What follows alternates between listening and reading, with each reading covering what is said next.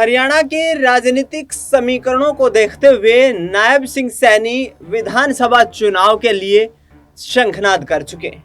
जी हां, इस बीच आपको बता दें कि हरियाणा में आगामी 90 दिनों में विधानसभा के चुनाव होने वाले हैं और हरियाणा सरकार लगातार सरकारी नौकरियों की यहां बारिश करती हुई नजर आ रही है। जी हां, लगातार यहां पर भर्तियों के एडवर्टीजमेंट्स जारी किए जा रहे हैं और इसी के आधार पर कहीं ना कहीं हरियाणा में विधानसभा चुनाव को साधने की भी कोशिश की जा रही है।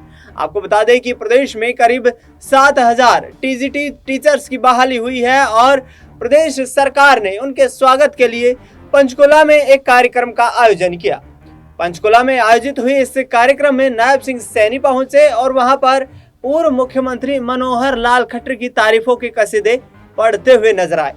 आपको बता दें कि मनोहर लाल खट्टर को भारतीय जनता पार्टी ने करनाल लोकसभा सीट से चुनाव लड़वाकर केंद्र में कैबिनेट मंत्री बनाया है और ऐसे में नायब सिंह सैनी को हरियाणा की जिम्मेदारी सौंप दी गई है। लेकिन आने वाले वक्त में क्या वाकई में यहां पर कहीं ना कहीं सत्ता का तख्ता पलट होता हुआ नजर आएगा? नायब सिंह सैनी ने पूर्व मुख्यमंत्री मनोहर लाल खट्टर और वर्तमान में केंद्रीय कैबिनेट मंत्री को लेकर के एक बड़ा बयान दिया है। उन्होंने कहा है कि मैं मुख्यमंत्री मनोहर लाल खट्टर के पास कुछ विद्यार्थियों के डॉक्यूमेंट्स लेकर के गया। उन्होंने कहा कि मैं पर्ची लेकर के गया और उस पर्ची के माध्यम से मैंने ये कहा कि मुख्यमंत्री जी, इन युवाओं को सरकारी नौकरी की आवश्यकता है और सरकारी नौकरी लगा दीजिए। उस पर मनोहर लाल खट्टर ने नायब सिंह सैनी को क्या जवाब दिया, खुद नायब सिंह सैनी की जुबानी सुनिए। 2014 में मैं विधायक बना, मैं अपनी बात बता रहा हूं। मैं विधायक बना, होता है कि विधायक बन गया, हल्के के लोगों की अपेक्षाएं होती हैं कि विधायक बना है, नौकरी लगवाएंगे। वो मेरे पास भी आए, आके मेरे को पर्ची दी, जैसा सिस्टम था भी ऐसी लगेंगी नौकरियां। तो मैंने भी पकड़ ली पर्ची, मगा भाई दे दो, मुख्यमंत्री से बात करेंगे जाकर। मैंने पर्ची ले ली, मैं मुख्यमंत्री जी को मिलने गया। मैंने कहा जी, मखा कुछ बच्चों की ये पर्चियां दी हैं, रोल नंबर हैं और नौकरी के लिए लगवाने के लिए जो भी सिस्टम है, तो वो आप इसके अंदर हमारा भी शेयर डाल दो। तो मनोहर लाल जी कहने लगे, कहा ये पर्ची जेब में पहले कहा जेब में पहले नहीं, कहा मेरे को दे दे, मैं पहले हूं। मनोहर जी ने एक बात कही मेरे को, तो मनोहर जी मेरे को कहने लगे, पर्ची तो जेब में डाल ली, कहा सिस्टम को ठीक करना है या नहीं करना है? मैंने कहा जी करना है। तो करना है तो कहा इसको भूल जाओ पर्ची को। मैंने वो पर्ची लेकर के जेब में डाल ली। मैंने दोबारा मुख्यमंत्री जी को ये नहीं कहा किसी बच्चे के बारे में कि भाई इस बच्चे को नौकरी लगवा दो, किसी बच्चे के बारे में नहीं कहा। ना हमारे किसी विधायक ने कहा, किसी भी विधायक ने नहीं कहा, और उसका परिणाम आज आपके सामने है।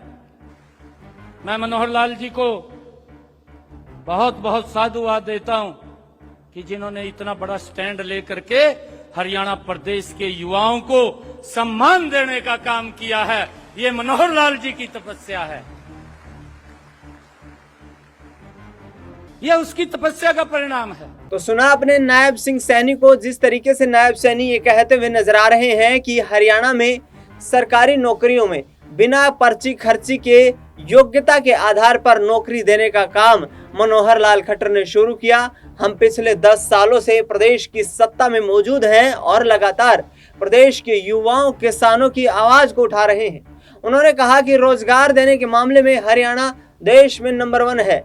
हमारे क्षेत्रफल और आबादी के आधार पर जिस तरीके का सियासी समीकरण यहाँ पर बनता हुआ नजर आ रहा है, उसके आधार पर हमने प्रदेश में ताबड़तोड़ यहाँ पर कई लाखों भर्तियां की हैं और ऐसे में आने वाले वक्त में भी प्रदेश के युवा हमारे ऊपर अपना विश्वास जताएंगे और एक बार फिर से हरियाणा में भारतीय जनता पार्टी की सरकार बनने जा रही है। लेकिन क्या इतना आसान है हरियाणा में अब भाजपा के लिए सरकार बनाना, क्योंकि 2014 में 47 सीटें जीती, पूर्ण बहुमत की सरकार पहली बार बनाने का मौका हरियाणा में बीजेपी को मिला। 2019 के विधानसभा चुनाव आते हैं, उन 2019 के विधानसभा चुनाव में यहां भारतीय जनता पार्टी बहुमत से 6 सीटें पीछे रह जाती है और 40 सीटों के साथ सिमटती हुई नजर आती है। लेकिन इस बीच दुष्यंत सिंह चौटाला, जो कि भारतीय जनता पार्टी के साथ गठबंधन कर लेते हैं, सरकार चलाते हैं, 4.5 साल तक सरकार चलाई जाती है और उसके बाद लोकसभा के चुनाव आने के बाद यहां पर कहीं ना कहीं सीट शेयरिंग को लेकर के रस्साकसी का माहौल देखने को मिलता है और दोनों पार्टियां, दोनों संगठन एक दूसरे से अलग होते हुए नजर आते हैं। इस बीच आपको बता दें कि वर्तमान में नायब सिंह सैनी के पास जो यहां पर संख्या बल मौजूद होना चाहिए वो संख्या बल मौजूद नहीं है, यानी कि हरियाणा में यदि सरकार चलानी है तो कम से कम 45 विधायकों का संख्या बल चाहिए, लेकिन नायब सिंह सैनी के पास ये संख्या महज 43 है। विपक्ष ये दावे करता हुआ नजर आ रहा है कि हमारे पास पूर्णतया से यह सरकार बनाने के लिए बहुमत है, लेकिन नायब सिंह सैनी हरियाणा में संविधान को ताक पर रखते हुए सरकार चला रहे हैं। आपको बता दें कि 6 महीने जब तक पूरे नहीं हो जाते हैं सरकार को, तब तक फ्लो टेस्ट नहीं लाया जा सकता है। 6 महीने में यानी कि सीधे तौर पर हरियाणा में विधानसभा के चुनाव होने वाले हैं। कांग्रेस पार्टी हरियाणा मांगे हिसाबनामा कार्यक्रम की शुरुआत भी कर चुकी है। दीपेंद्र सिंह हुड्डा, कुमारी सैलजा जैसे कांग्रेस पार्टी के दिग्गज नेता ये ताल ठोकते हुए नजर आ रहे हैं कि आगामी वक्त में हरियाणा में बड़ा सियासी परिवर्तन देखने को मिलेगा और हरियाणा की राजनीतिक फिजाएं बदलती हुई नजर आएंगी। आपको बता दें कि लोकसभा के चुनाव में भारतीय जनता पार्टी को 5 सीटों का सीधा नुकसान देखने को मिला और इन 5 सीटों का नुकसान होने का मतलब ये है कि प्रदेश में इस वक्त भाजपा और कांग्रेस बराबर परिस्थिति में खड़ी हुई दिखाई दे रही हैं। करीब 48 ऐसी सीटें रही जिन पर कांग्रेस पार्टी जो है वो बढ़त लेती हुई विधानसभा के आधार पर देखा जाए तो नजर आई, क्योंकि तमाम जो सीटों पर चुनाव हुए और उनका विश्लेषण किया जाए तो ऐसा प्रतीत होता है कि कांग्रेस पार्टी हरियाणा में आगामी वक्त में होने वाले विधानसभा चुनाव के दौरान पूर्ण बहुमत की सरकार बना सकती है।